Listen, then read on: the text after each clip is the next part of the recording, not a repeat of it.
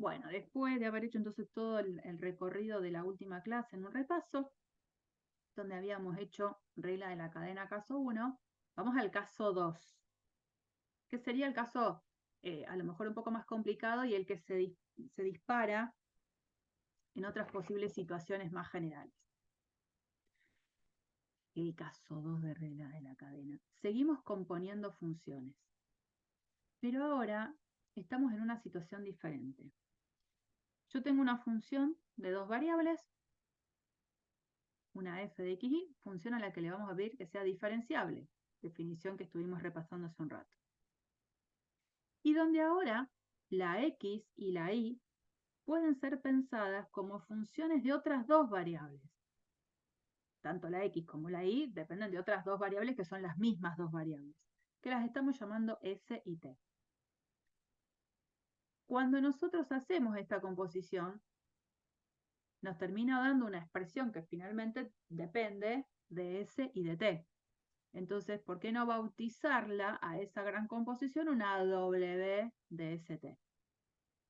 Esa función, pensando en que la función original y que la x y la y son funciones diferenciables, en relación a las variables de las cuales dependen, esta composición va a ser una función a la que a las derivadas parciales las voy a poder calcular a partir de utilizar regla de la cadena.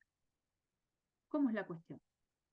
Esta w depende de dos variables, entonces de la w ahora sí tiene sentido pensar en que puedo querer calcular derivadas parciales. ¿Se acuerdan que en el caso 1 de regla de la cadena la w dependía de una sola y entonces hablábamos de derivada y hasta usábamos el simbolito del primita? Ahora no. ¿Y cómo se va a calcular la derivada parcial de w con respecto a s? Un poco usando la idea esencial de regla de la cadena de cálculo 1, la derivada de la de afuera, evaluada en la de adentro, por la derivada de la de adentro, pero por componentes.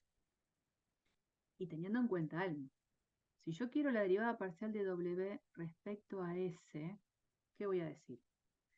Derivada parcial de f respecto a su primera variable, evaluado en todo lo de adentro, por la derivada de lo de adentro, pero lo de adentro es con respecto a la primera variable y con respecto a s también. Paso a la siguiente. Derivada parcial de f respecto a su segunda variable, evaluada en todo lo de adentro, por la derivada de lo de adentro. Pero como estoy parada en la segunda variable, es con respecto a esa segunda respecto a s. Fíjense que acá hay un comportamiento que tengo que respetar. Esa es una derivada parcial. La derivada parcial de w ahora con respecto a t. En esencia, fíjense que acá copio lo mismo de lo de arriba. Es la derivada parcial de f respecto a x, evaluada en todo lo de adentro, pero ahora ¿qué vendría? Por la derivada de lo de adentro. Pero como estoy en la primera variable es con respecto a x, respecto a t, porque tiene que haber una coherencia con eso. Y ahora hago lo mismo con la última variable que me queda, que es la derivada parcial de f respecto a y, evaluada en todo lo de adentro, se darán cuenta que estoy copiando lo mismo, pero por la derivada de lo de adentro. Como estoy parada en la segunda variable que es y, lo de adentro es con respecto a t. Si bien hoy parece chino básico, porque es natural que parezca chino básico, vamos a tratar de ver alguna estrategia que me permita a mí acordarme de esa fórmula de una manera más rápida. Porque encima puede pasar que la función original, no sé, dependa de tres variables. Y a la vez, cada una de esas tres variables dependa de otras 5 variables. O sea, el panorama empieza como a expandirse de una manera tremenda y yo me tengo que poder ubicar en cualquiera de esos panoramas. Si les parece, hay un diagrama que es el diagrama de árbol que se supone a mí me debería ayudar a recordar la fórmula. ¿Cómo es esto? Déjenme que yo se los haga desde cero acá.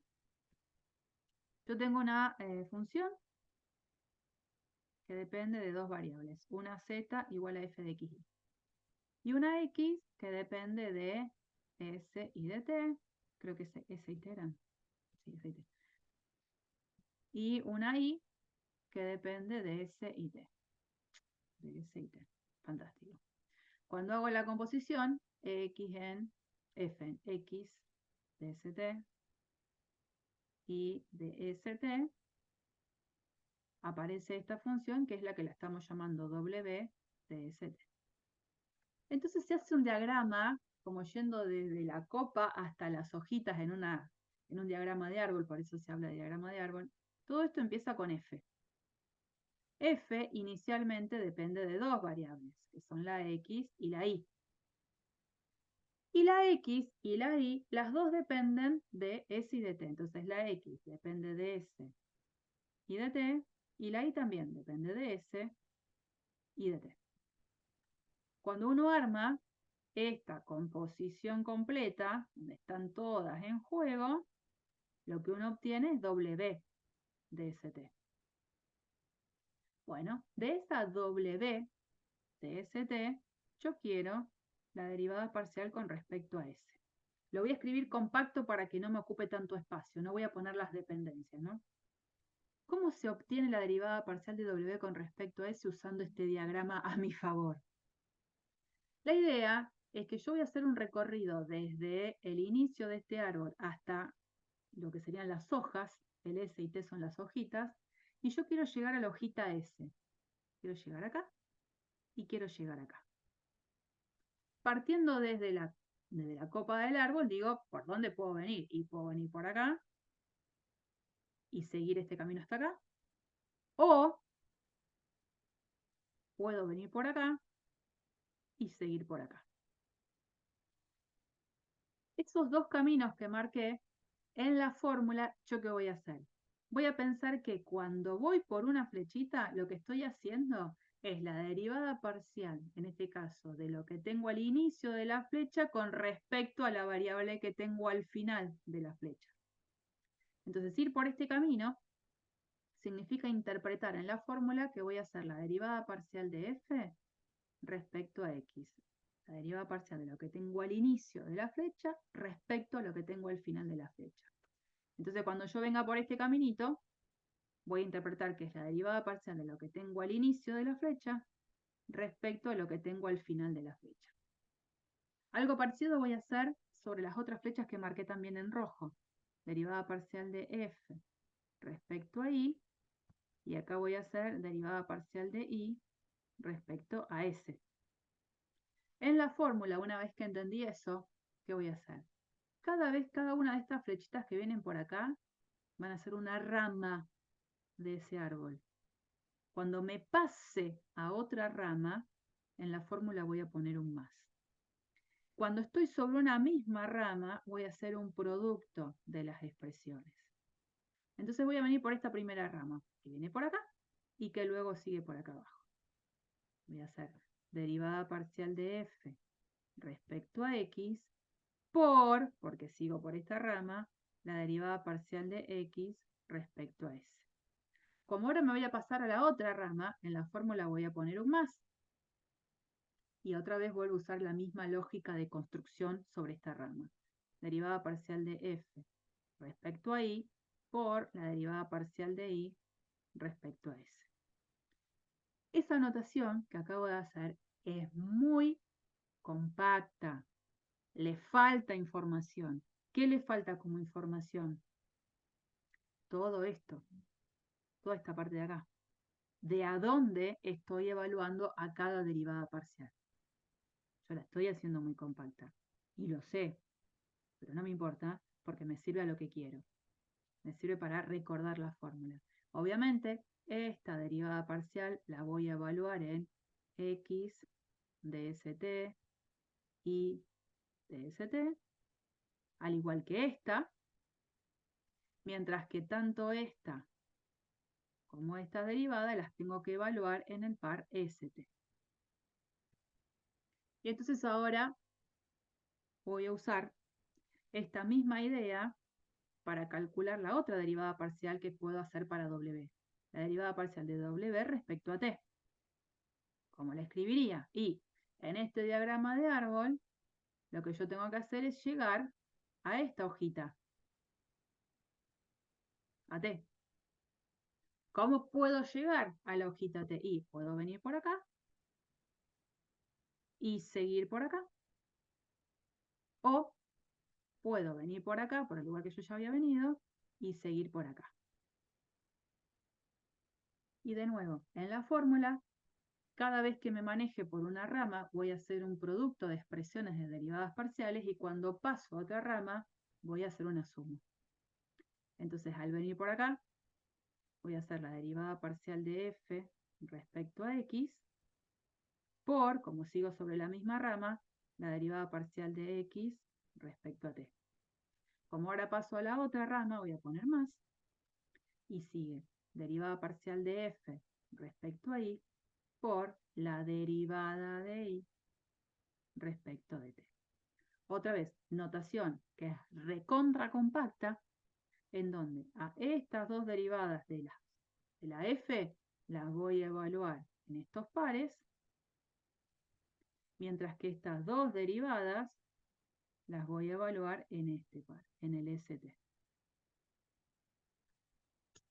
Si les sirve el diagrama de árbol para recordar la fórmula, bienvenido. Y si no tienen ganas de usar el diagrama, no lo usan. De todas maneras, yo creo que sí sirve, porque pensemos en una situación un poquito más compleja. Pensemos que yo tengo una función que inicialmente depende de 3 variables. Y donde cada una de ellas, por ejemplo, para hacerlo un poco simétrico, pero no por otra cosa, depende de otras 3. Supongamos que es S, T y N.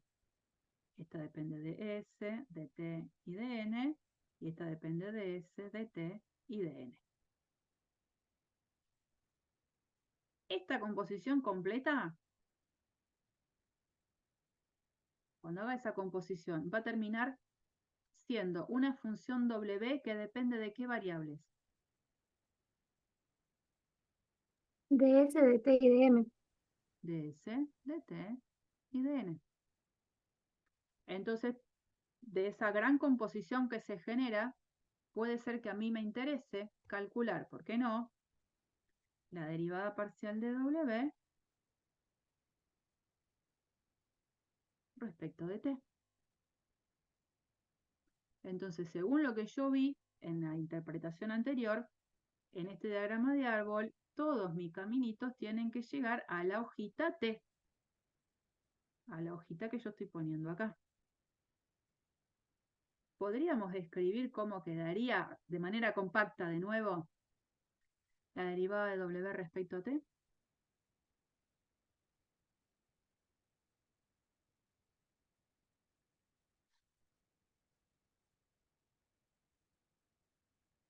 Tengo que ver todos los caminos de llegada a esas hojitas T. Entonces yo puedo venir por acá, mantenerme sobre esta misma rama y venir por acá. O cambiar de rama, venir por acá y seguir por acá. O cambiar de rama y venir por acá y seguir por acá. Entonces, ¿cómo escribo el camino que me va a decir a mí cómo calcular la derivada parcial de W respecto a T? La derivada parcial de f respecto a x por la derivada parcial de x respecto a t. Sí. Más la derivada parcial de f respecto a y por la derivada parcial de y respecto a t. Más la derivada parcial de z respecto... No, perdón, de f respecto a z por la derivada parcial de z respecto a t. Muy bien, Gina. Y lo que tengo que hacer, porque esto fue recontra compacto, es entender, ojo, que esta derivada parcial y esas tres, ¿dónde van a estar evaluadas? ¿En qué ternas?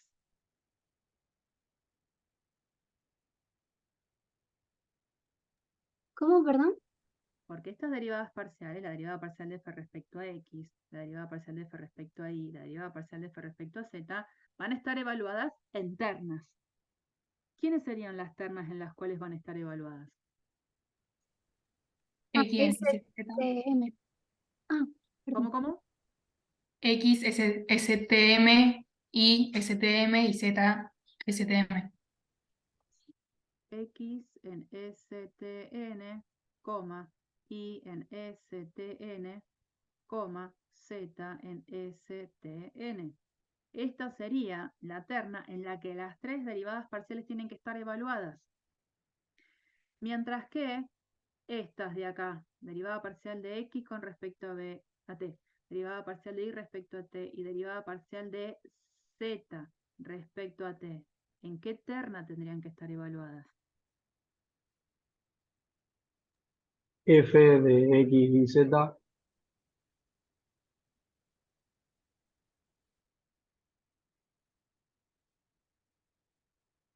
No, Joaquín.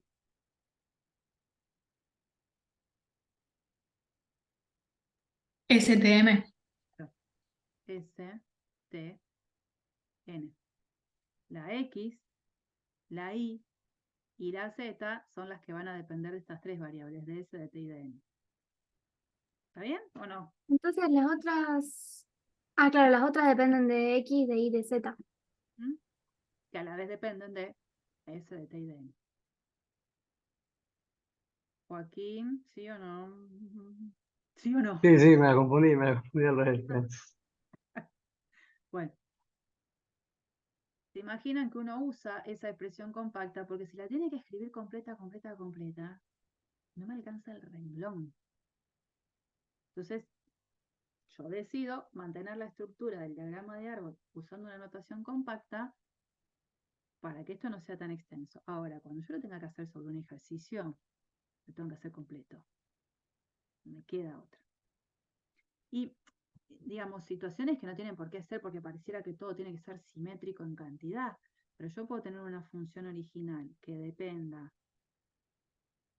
de X y de y donde estas, qué sé yo, dependan de 4. A, B, C, D, A, B, C, D.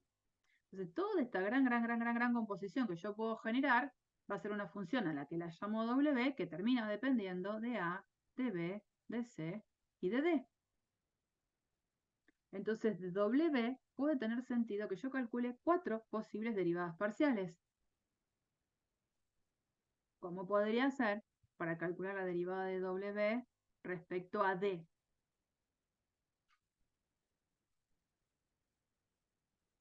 Entonces tengo que llegar a esta hojita. Chingui, chingui.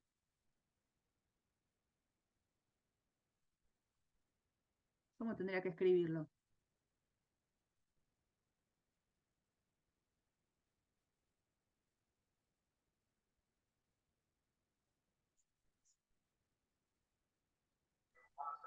Sería la derivada parcial de f respecto a x por la derivada parcial de x respecto a f.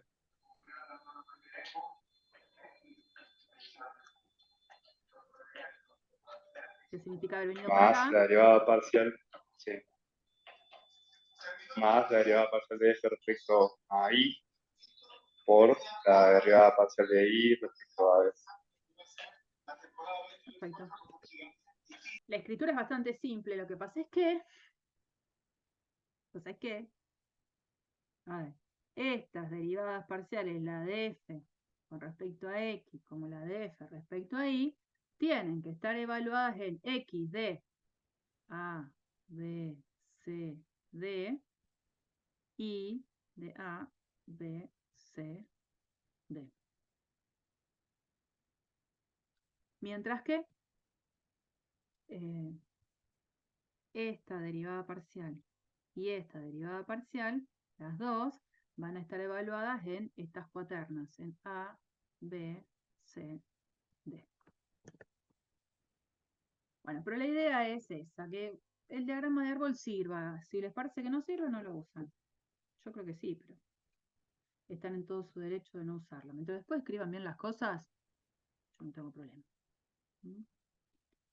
Bueno, hacemos un ejercicio. A ver, vamos a bajar un poquito a tierra.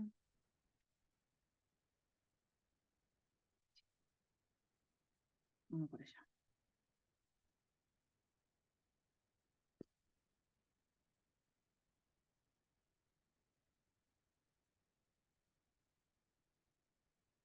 A ver esto. Yo tengo una función que depende de dos variables, que es la f, depende de x y de y, y a la vez la x y la y dependen de t y de s y de t. Y quiero encontrar las derivadas parciales de w, que es la composición entre ellas. Usando regla de la cadena. En este caso, sí o sí tengo que usar regla de la cadena caso 2. ¿Por qué? Porque la composición termina dependiendo de dos variables. Entonces, sí o sí, yo ya sé que para encontrar las derivadas parciales tengo que usar caso 2 de regla de la cadena. Bueno, a ver si puedo no usar el diagramita de árbol. Derivada parcial de W respecto a S evaluado en ST.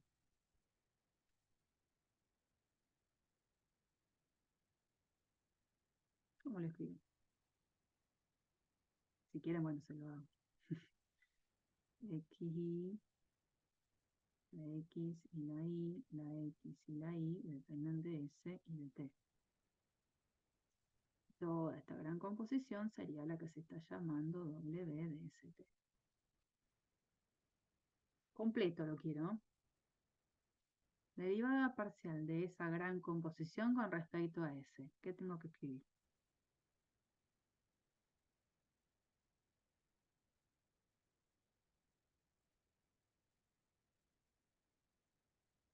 Vamos, rémenla, rémenla.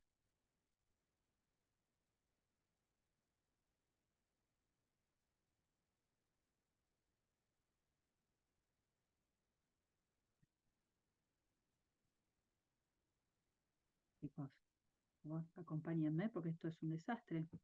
A ver, ¿quién tenemos?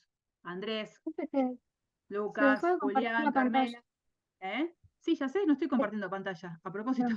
estoy llamando. ¡Que aparezcan!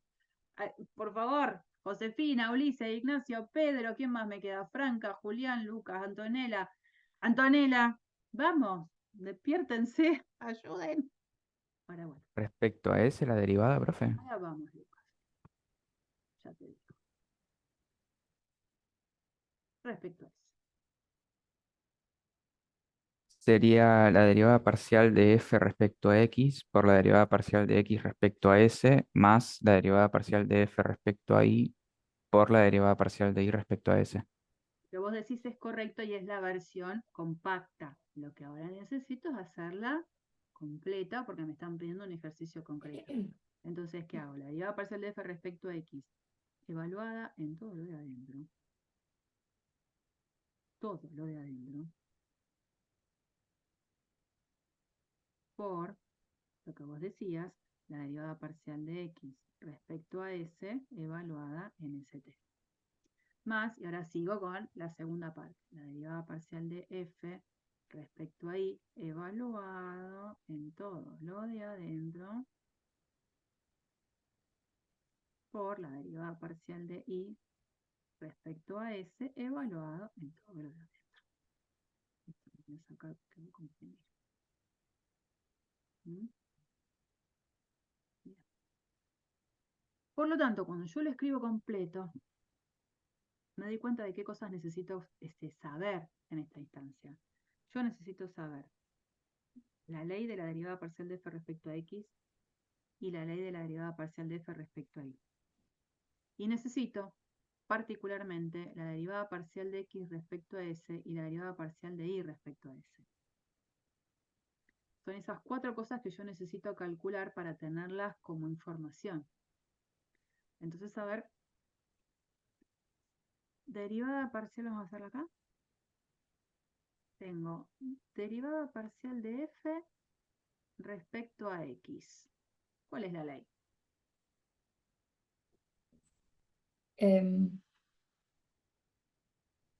2x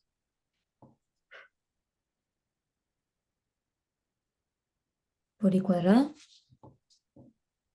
2x por Y cuadrado.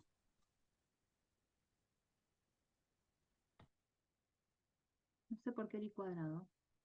Ahora sería constante la y. Sería 2x por y al cubo. Claro. Carmela, no sé por qué le ponías el y cuadrado. Sí, sí, sí. Ahí está. Bueno, después esta ya estaría, digamos, esta ya la conozco. ¿Qué más necesito? Bueno, de la f ya que está, derivada parcial de f respecto a y. Eso sería 3y al cuadrado por x al cuadrado. ya que está, voy a respetar el orden de aparición de las variables, pero está muy bien los x. Y ahora me faltan la derivada parcial de x respecto a s, que sería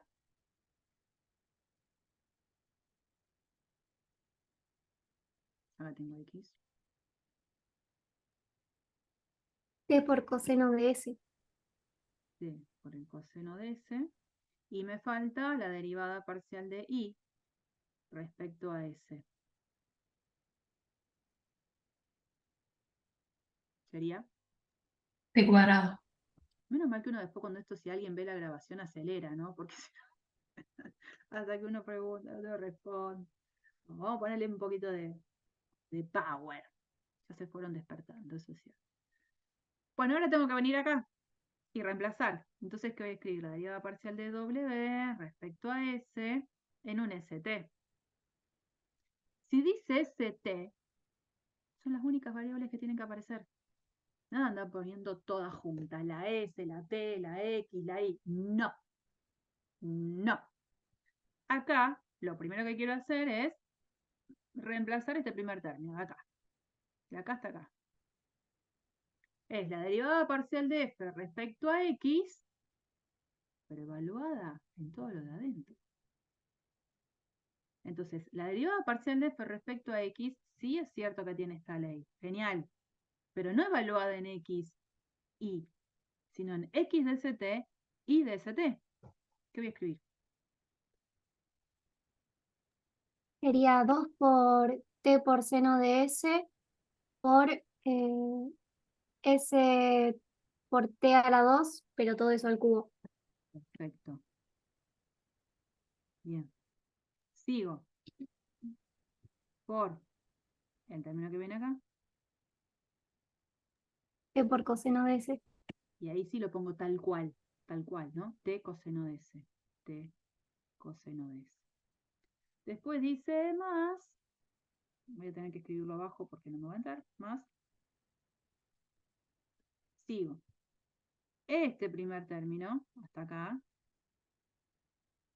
donde es la derivada parcial de f respecto a y, fantástico, pero evaluada en x de st y de st. O sea que, ¿qué pongo? 3 por T seno de S al cuadrado, todo eso al cuadrado, digamos, por S de T al cuadrado al cuadrado. Por lo que viene acá, que es la derivada parcial de y respecto a s en st. Y como la derivada es t cuadrado, pongo t cuadrado. Recién ahí está bien escrito. ¿Se acuerdan que yo les comentaba que a veces pasa que se arma una chanchada entre todas las variables y después al final todo el mundo más o menos escribe bien las cosas? Lo que no hay que hacer en el medio es mezclar la notación de todas las variables. Eso no está bueno. Entonces, mientras uno haga las cosas de manera detallada y al momento de reemplazarlo, reemplace como corresponde, no hay problema. Bueno, no me voy a detener ahora a esto, a escribirlo mejor, porque evidentemente acá aparece s t cuadrado todo al cubo. Bueno, distribuimos este cubo, podemos juntar las t con las t, si aparecen las s con las s, que es lo que viene después. Bueno, yo eso no lo voy a hacer ahora, pero la idea al menos que quede como corresponde. Cuando quiera hacer la otra derivada parcial, porque yo solamente hice una, derivada parcial de w respecto a t, voy a tener que hacer este mismo juego, donde en dónde va a cambiar. Si yo en vez de poner S, ahora pongo la derivada parcial de W respecto a t? ¿A dónde voy a ver que cambia la cuestión?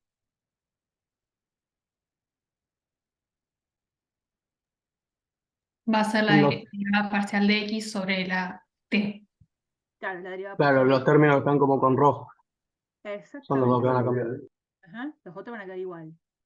Acá va a pasar que va a quedar la derivada parcial de W respecto a t y la derivada parcial de I respecto a t. Y bueno, acá tendría que agregar la información justamente de esas dos derivadas que no las hice porque para esta cuenta no la necesitaba. ¿Mm? Bueno, eso es lo que tienen que hacer con cuidado.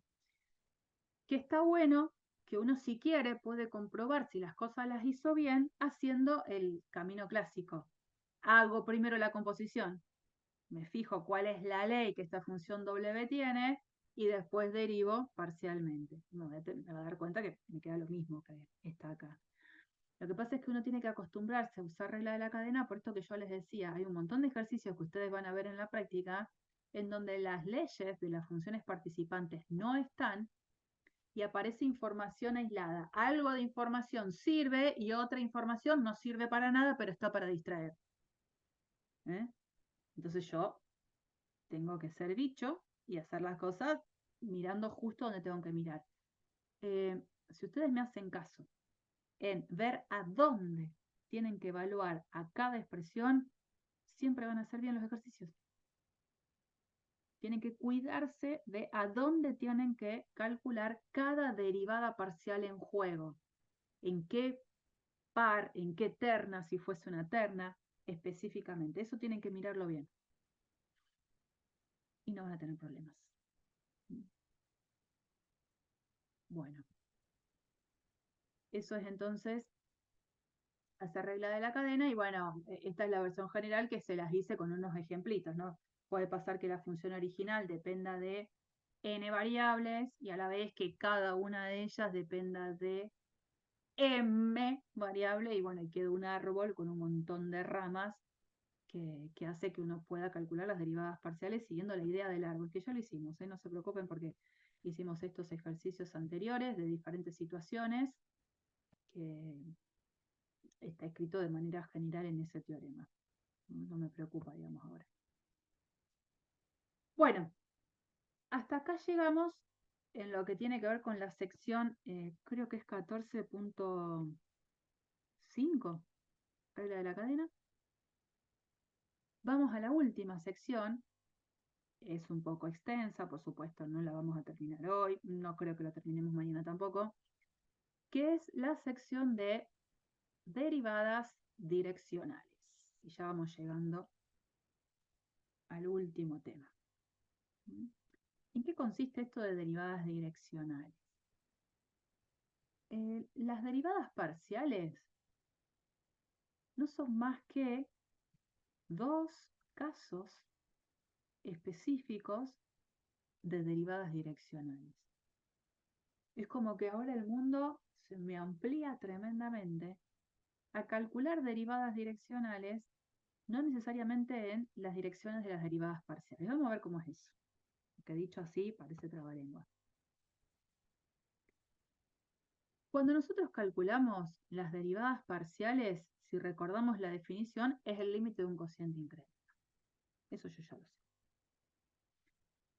¿Qué sería pensar en esta situación? Vamos a hacer un dibujito lo mejor que pueda. Yo tengo los ejes. ¿Ah? Tengo X, tengo Y, tengo Z. Tengo la gráfica de una función, una superficie. Esta es la superficie S, que se está viendo como la gráfica de la función de dos variables. Y particularmente lo que hacemos es, nos paramos en un punto a... bueno, no lo llamamos A y B, lo llamamos X0 y Z. X0 y 0 en el dominio de la función. El par X0 y 0 pertenece al dominio de la función.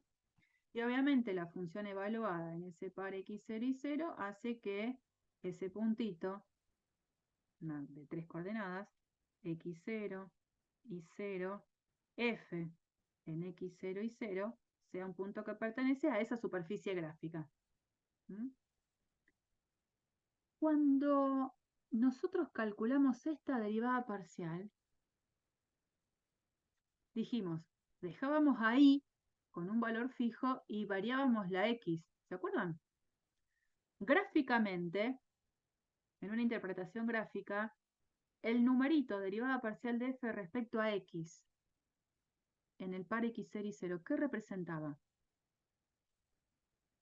¿Qué representaba ese numerito?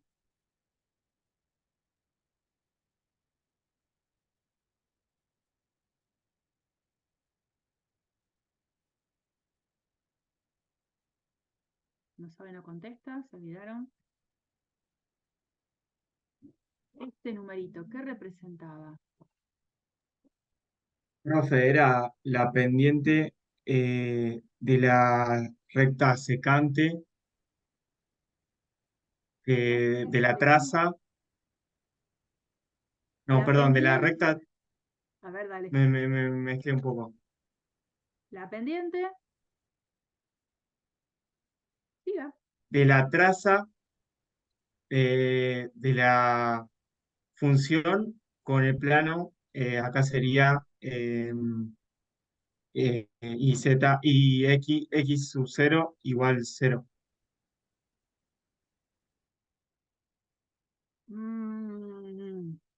Diríamos un buen intento que quedó ahí. Vamos a empezar de nuevo. Este numerito sí es la pendiente de una recta. Pero esa recta es como Tangente. no secante. Tangente a una curva. ¿Qué curva? La curva que surge como intersección de la gráfica de la función, que es una superficie, con un plano. Pero ese plano es y igual a constante. Y igual al valor y que tenga la coordenada de ese punto. ¿Estamos? Entonces, ¿yo qué hacía en la gráfica? Trazaba este plano, ¿no? Que hacíamos ahí medio grandecito, el plano, arriba. Este plano es el plano y igual a y0, que con la gráfica de la función se corta en una curva. Esa curva es la que nosotros llamamos la traza. Esa curva de tener ahí una recta tangente, esa recta tangente tiene como pendiente este numerito. ¿Estamos, Ignacio? Sí, me acordaba el dibujito que vos habías hecho y no me acordaba bien cómo era en palabras. Ya te lo vas a ir acordando porque lo vamos a repetir tanto. Bien. Fantástico. Ahora, fíjense la vuelta de tuerca que uno le puede dar a la expresión del cálculo del límite del cociente incremental. Porque uno escribe límite cuando h tiende a 0 de f en x0 más h, y 0, menos f en x0 y 0 sobre h. Si ese límite existe, ese límite se lo llama derivada parcial de f respecto a x en el punto y tiene la interpretación geométrica que dijimos recién. Pero nos vamos a detener un poquito en a este numerador escribirlo diferente. Es como pensar que, fíjense, yo el par x0 más h, y 0, lo puedo como reescribir de esta manera. x0 y 0 más h0. ¿O no? Sumo las coordenadas, componentes homólogas entre sí las sumo, y a la vez esto lo puedo escribir como x0 y 0 más h por 1, 0. Es lo que está escrito acá. Como pensar que yo, parada en el par x0 y 0 original, el evaluar f en este par es haberme trasladado hasta un puntito que es justamente ese, x0 más h, y 0. Hay un movimiento en la dirección sobre el eje X, no sobre el eje Y, ¿no? Porque la parte de Y permanece igual. Entonces como que yo me estoy moviendo en la dirección sobre el eje X una cierta cantidad h. Si h es positivo, me voy para adelante, si h es negativo, me voy para atrás. Entonces, en definitiva, me estoy moviendo en una dirección. Y ahí empieza a aparecer la palabra dirección. Me estoy moviendo en una dirección, en la dirección que marca el versor I. Versor I, una cantidad h. ¿Qué pasa si, yo sé que se va a ensuciar el dibujo un poco, bastante, pero digo, bueno, a ver, ¿qué pasa si yo ahora quiero interpretar esto? Bueno, la otra derivada parcial también se interpretaba como la pendiente de la recta tangente a una curva, ¿sí? Curva que surgía de intersectar la propia gráfica de la función ahora con otro plano. ¿Cuál sería el plano en cuestión ahora? X igual a X0. Sí. Entonces yo hago el dibujito, le dije que va a quedar medio sucio, plano, y x igual a x0, ese plano con la superficie gráfica de la función se va a cortar en una curva. En este punto, si existe esa recta tangente va a tener pendiente exactamente ese numerito que derivaba parcial con respecto a y. Bueno. Y resulta que cuando miro otra vez con un poquito más de detalle el límite del cociente incremental que surge para la derivada parcial con respecto a y, el numerador es evaluar la función en este punto, en x0, ahora y0 más h. Que a propósito lo puedo descomponer como x0, y0 más el par 0h. O sea, lo puedo escribir como x0 más y0, perdón, x0, y0, más h por 0,1. Me muevo en una sola dirección, pero para el lado del versor J. Exactamente. Es como que yo parada acá me moví a un puntito que es ese que está ahí, x0 que permanece igual, pero que me moví algo en la dirección de lo que sería el versor J. Estoy buscando la vuelta de pensarlo diferente a esto. Entonces ahora, y todavía más sucio va a quedar el dibujo, digo, ¿y si en vez de moverme en la dirección del versor I o en la dirección del versor J, me muevo en la dirección de otro versor? Es decir, me paro acá, en el punto de comienzo, y me muevo en esta dirección. Dada por un versor, obviamente. Eso tiene que ser versor, porque me voy a mover en esa dirección del versor H. Si el versor es un versor de componentes U1, U2, este puntito final surge de, parada en este puntito, x0 y 0, sumar h por este versor. Entonces ese puntito final que está acá, no sé si lo voy a poder escribir ahí, debe venir acá, ese puntito final es el puntito x0 y 0 más h por u1, u2. Entonces básicamente lo que voy a querer hacer es calcular la razón de cambio producida en esa dirección. Evalúo la función en el punto final menos la función en el punto inicial sobre h, que es lo mismo que estoy haciendo cada vez que definí las derivadas parciales. Si existe el límite de ese cociente cuando h tiende a 0, a ese límite lo vamos a bautizar con el nombre de derivada direccional. Permítame que yo esto voy a borrarlo acá para anotar eso que quería. Yo ahora, insisto, voy a tratar de calcular lo siguiente. Voy a evaluar f en este par de llegada. sería este. Entonces ustedes van a ver que nosotros vamos a escribirlo así. Este par en x0 más h u1, coma, y 0 más h u2.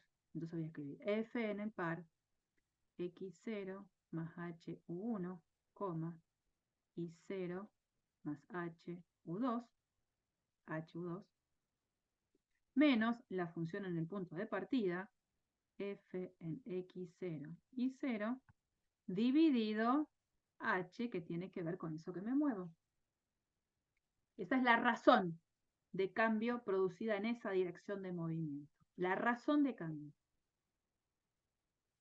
Si yo calculo el límite de esa razón de cambio cuando h tiende a 0, de existir ese límite, a ese límite se lo va a llamar la razón de cambio instantánea, manteniendo un poco el mismo espíritu de lo que veníamos desde cálculo 1. Bueno, si existe el límite de esta expresión que acabo de escribir acá, a ese límite se lo va a llamar derivada direccional de la función en el punto x0 y 0, porque ahí es donde me paro, en la dirección del versor u1, u2. Si este límite existe, se lo llama derivada direccional de la función en el punto x0 y 0, que es el punto en el que me paro, en la dirección del versor u1, u2. Entonces, estas derivadas parciales, la derivada parcial de f respecto a x, era una derivada direccional. Derivada direccional en la dirección del versor y. La derivada parcial de f respecto a y también era una derivada direccional. Era la derivada direccional en la dirección del versor j.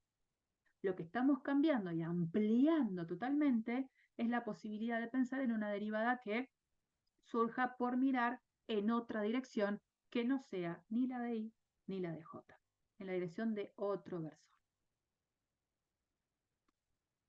Y yo pregunto una cosa. Ahora van a verlo bien escrito porque todo esto está como bastante desprolijo, pero era para hacer la introducción. La derivada direccional, entonces, en el caso de que exista, que este límite existe y que va a tener una notación con una D mayúscula de f en la dirección de ese versor en el punto x0 y 0, esta va a ser la notación que va a tener este límite de cociente incremental. En el caso de que ese límite exista, la derivada direccional, entonces, ¿qué me va a dar?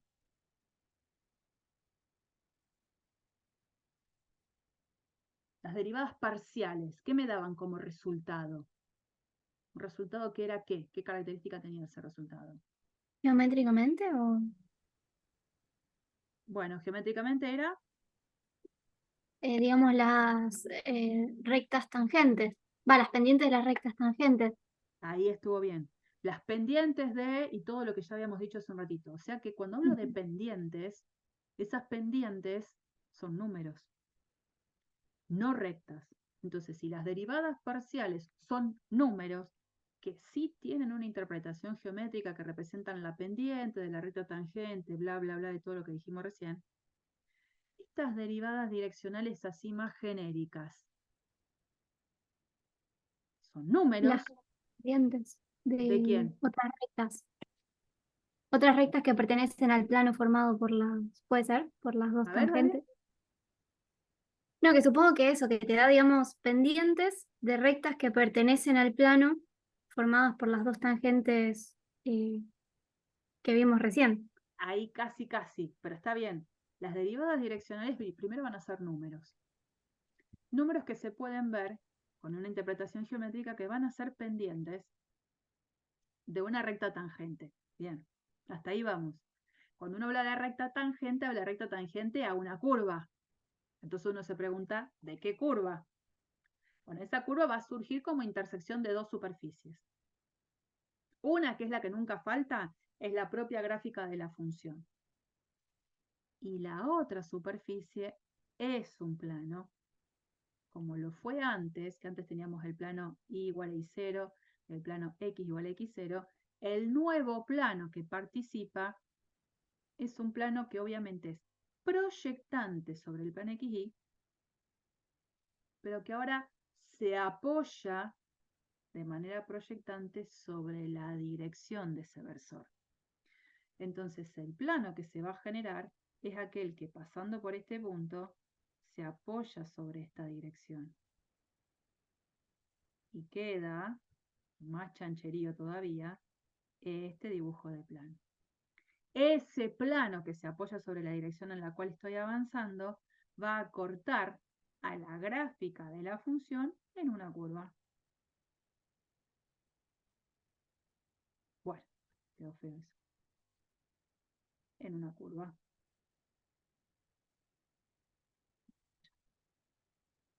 Esa curva tiene una recta tangente cuya pendiente va a ser ese numerito. O sea que la interpretación es la misma.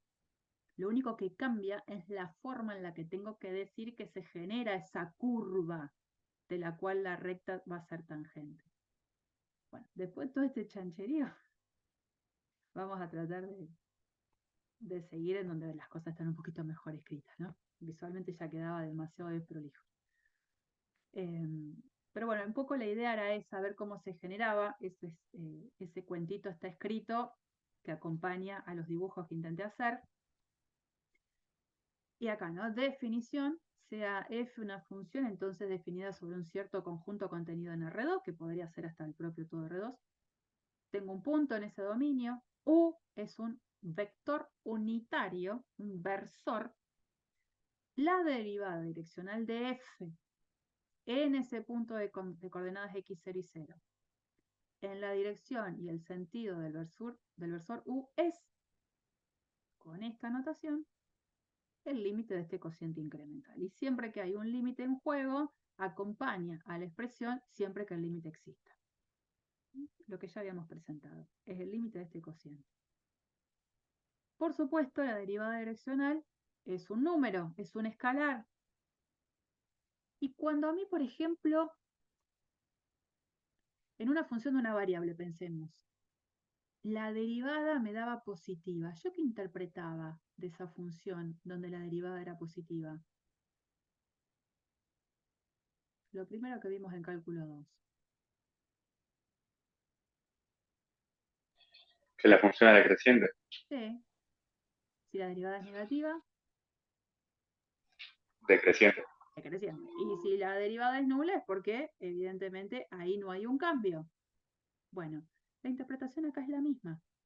Si una derivada direccional en alguna dirección, en un punto, es positiva, es porque en esa dirección la función crece.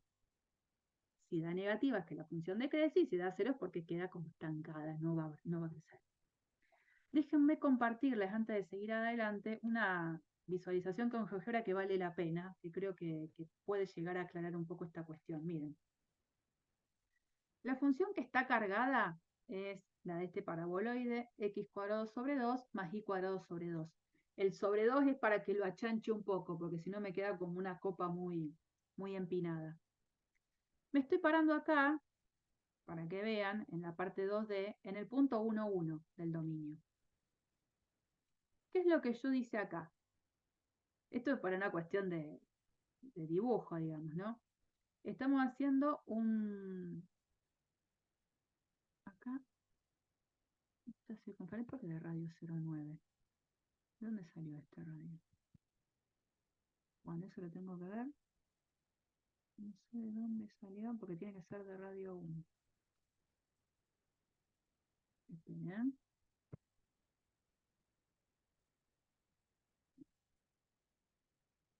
A ver si lo puedo modificar ahí. Probable que meta la pata.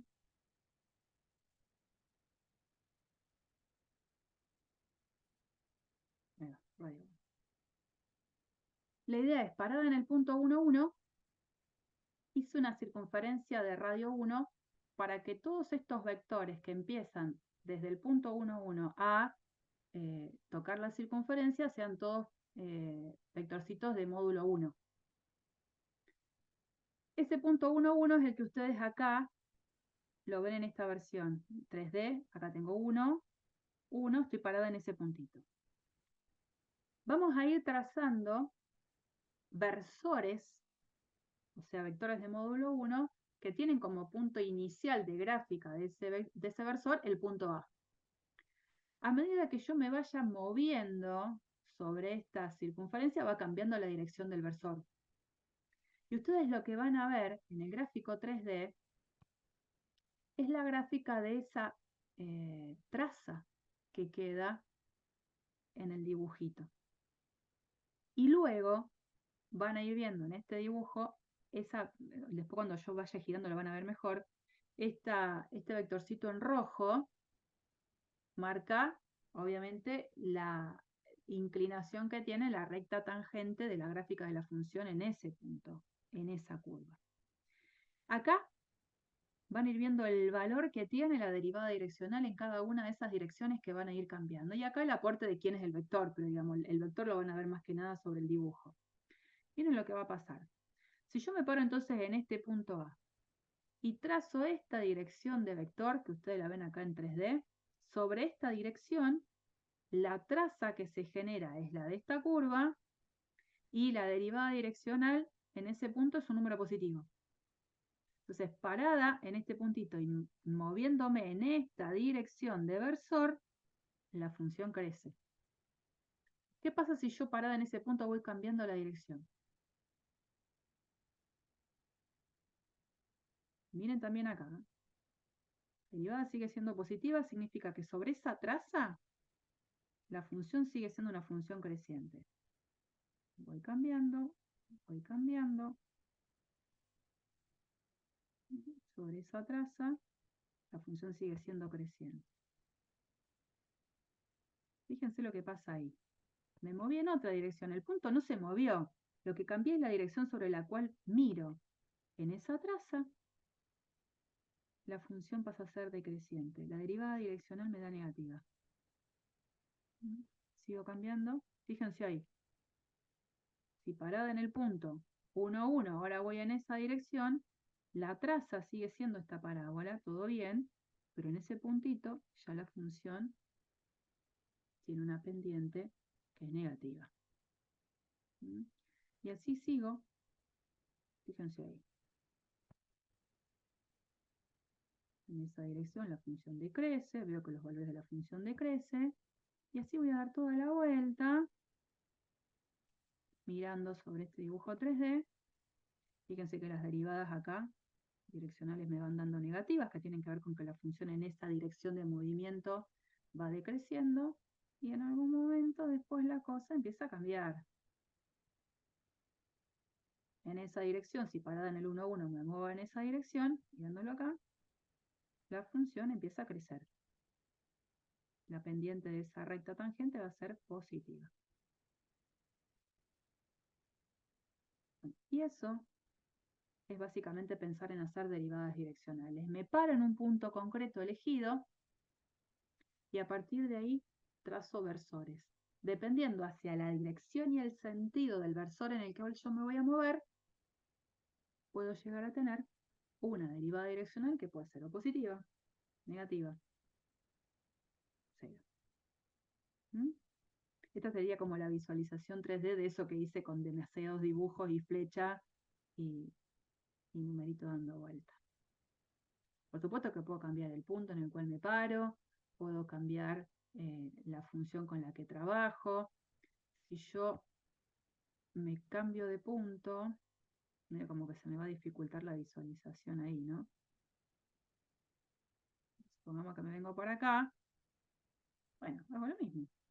Parada en ese punto y ahora voy girando para ir encontrando los valores de las derivadas. Ahí ya empieza a ser negativa.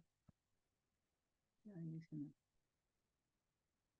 Todas estas curvas que se van generando son las que surgen de hacer la intersección entre la gráfica de la función y el plano proyectante sobre el plano XY que se apoya en la dirección del versor. Si hacía los dibujos de los planos iba a ser como más feo en la visualización acá. Y me puedo seguir moviendo, nada más que después se me va de dibujo esto. ¿No? Bueno, un buen recurso como para visualizar un poco mejor estas cuestiones que en 2D es más difícil.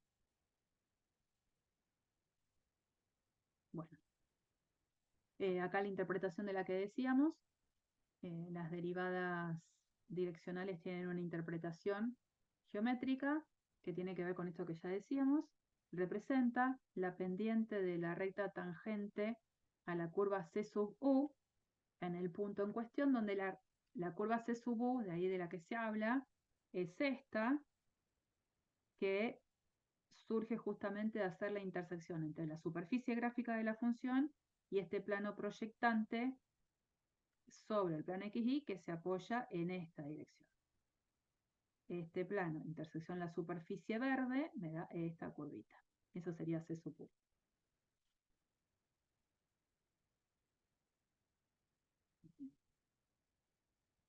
Bueno, vamos a bajar un poquito a tierra y hacer una cuenta. Vamos a... esto está hecho ahí, yo ahora voy a empezar como a anotar algo que después va a estar totalmente completo en el PDF. De esta función, en este punto, necesito calcular la derivada direccional en la dirección de este versor. Cuestiones a considerar.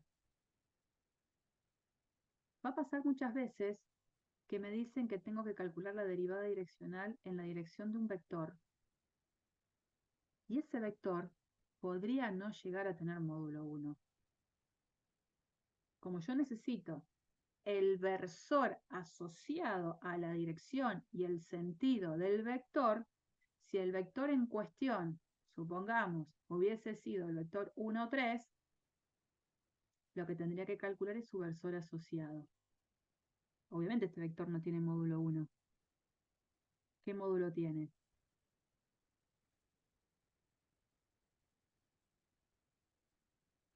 ¿Qué módulo tiene este vector? Raíz de 10. Y 10 de 10, que no es 1. Su versor asociado, ¿cómo se obtiene? Cada componente. Dividiendo las por el componentes. módulo. Eso. Cada componente la divido por el módulo y este es el versor que tengo que usar. Con este versor yo voy a tener que hacer las cuentas del límite del cociente incremental que vamos a armar ahora. Acá en el ejercicio esto ya es un versor, ni lo tengo que pensar. En todo caso lo compruebo, hago el módulo y sí, me da 1, me quedo tranquila. Pero si el vector con el cual me piden que haga la derivada direccional no tiene módulo 1, lo tengo que transformar en un versor asociado. Y recién ahí aplico la definición.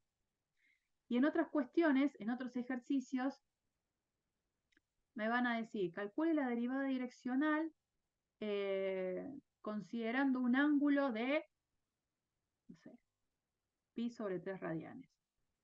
El ángulo es de pi sobre 3 radianes. Yo digo, ¿qué significa eso? Y supuestamente, parada en un punto, en la dirección con lo que sería el semieje X positivo, el ángulo es de pi sobre 3. Entonces en esa dirección me tengo que dirigir. ¿Cómo calcularía un versor que justamente tenga esa dirección y sentido? ¿Quién sería el vector que tendría? Ángulo entre dos vectores. No, porque el ángulo ya sé cuál es pi sobre 3. Yo lo que quiero es las componentes de este versor que apunte a ese ángulo de pi sobre 3.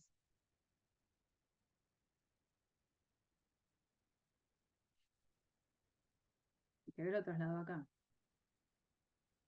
Esto es pi sobre 3. ¿Cuáles serían las componentes de este versor asociado con este ángulo? Sería 1 sobre coseno de pi sobre 3, No, 1 sobre... no, ¿no? pero con el coseno, por ahí va. ¿No eran los cosenos Claro, directores? yo decía eso. Ah, no 1 sobre, es coseno de pi sobre 3, seno de pi sobre 3. Entonces, si a mí me dan un ángulo de inclinación, entendiendo que es sobre lo que es ángulo en relación al eje X positivo, el ángulo, el versor asociado va a ser coseno de pi sobre 3, seno de pi sobre 3. Porque es otra forma también de dar la indicación de la dirección en la cual quiero calcular la derivada direccional. Entonces son tres formas. O me dan como en el ejercicio el versor tal cual, O me dan un vector que no tiene módulo 1, pero lo convierto en su versor asociado, o me dan un ángulo de inclinación. Ese ángulo de inclinación se entiende siempre que es sobre la dirección que forma con el eje X positivo. Entonces hago coseno del ángulo, seno del ángulo. Y ya tendría, de todas maneras, quién es el vector. Bueno, entendiendo entonces, en cualquiera de esas situaciones, cómo es que voy a tener que calcular entonces al versor, ahora tendría que hacer la cuenta. Derivada direccional de la función en la dirección de este versor en el punto 1, 2, ¿cómo lo voy a plantear? Y por definición, la definición dice esto. Esto es límite cuando h tiende a 0 de f en quién? En el par 1 más h por 1 sobre raíz de 2, ese 1 sobre raíz de 2 que está acá, es por esta componente, y después coma, la segunda coordenada, 2 más h por 1 sobre raíz de 2, ese 1 sobre raíz de 2 que puse acá es porque estoy pensando en la segunda componente, después sigue, menos f en el 1, 2, todo dividido h. Tengo que calcular ese límite. Bueno, ¿qué tengo que hacer? Límite cuando h tiende a 0 de fracción, fracción, fracción. F en este gran par, 1 más h sobre 2, perdón, 1 más h sobre raíz de 2, 2 más h sobre raíz de 2. ¿Cómo calculo eso? Esto primero.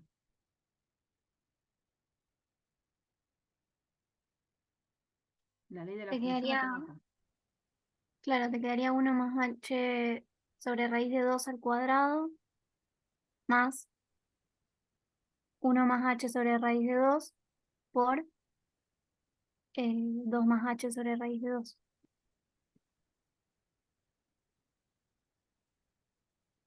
Todo esto es haber evaluado la función en ese par. Al que le tengo que restar f en el 1, 2. Entonces, ¿qué le resto? ¿Cuánto es f en 1, 2? Sería 1 al cuadrado más 1 por 2, o sea, 3. 3. Entonces le resto 3. A partir de ahora, lo que queda por resolver es un límite en una variable. No es un límite de dos variables. Es cuando h tiende a 0. Entonces yo me desenvuelvo con todas las técnicas de cálculo de límite conocida de cálculo 1 y del principio de cálculo 2, donde si es necesario, puedo aplicar L'Hopital. Entonces, ¿qué es lo primero que haríamos acá para resolver este límite? ¿Qué les parece? Sustitución. ¿Puedo? Sí, ¿no? Y abajo no puedo. Claro. ¿Y arriba qué pasa si hago sustitución directa?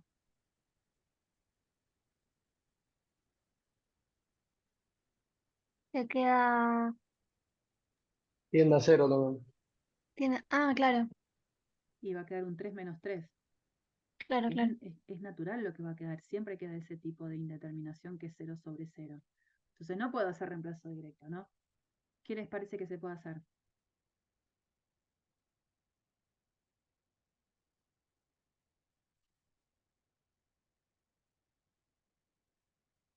Ya. Es un caso de lógica.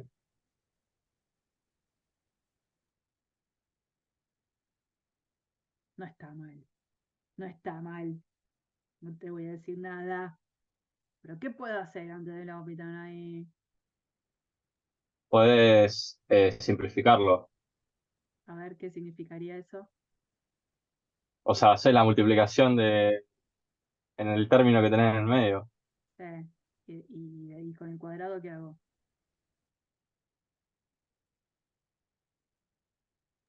Cuadrado un binomio. Claro. O sea, puedo descomponer todo con todo, que en algún momento este 3 se va a ir con un 3 que va a aparecer por ahí, y la expresión del numerador va a quedar un h que lo puedo sacar factor común. O sea, ¿puedo hacer L'Hopital? Sí, puedo. ¿Hace falta? Qué sé yo, no sé. Se puede hacer diferente.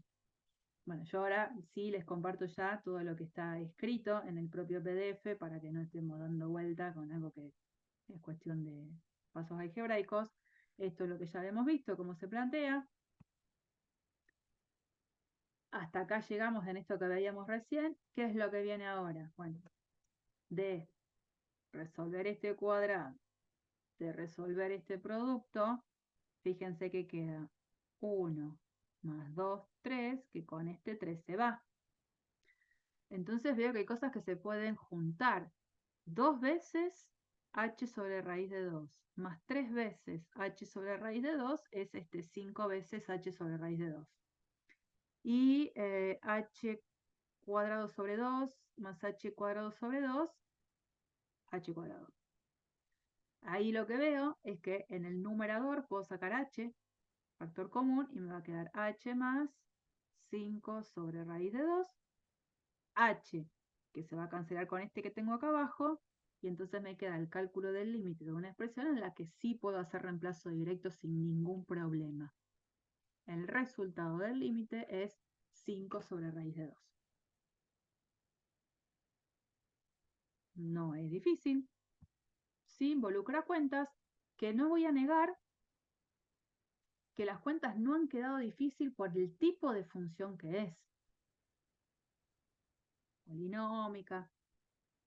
Cambia la estructura de la función y la verdad es que el límite que me puede quedar por calcular puede ser bastante antipático. Bastante. Como todo, si ustedes recuerdan en cálculo 1, uno hacía cálculo de derivadas al principio con límite del cociente incremental. Fantástico. Después, ¿qué aprendió? Para derivar. Las propiedades.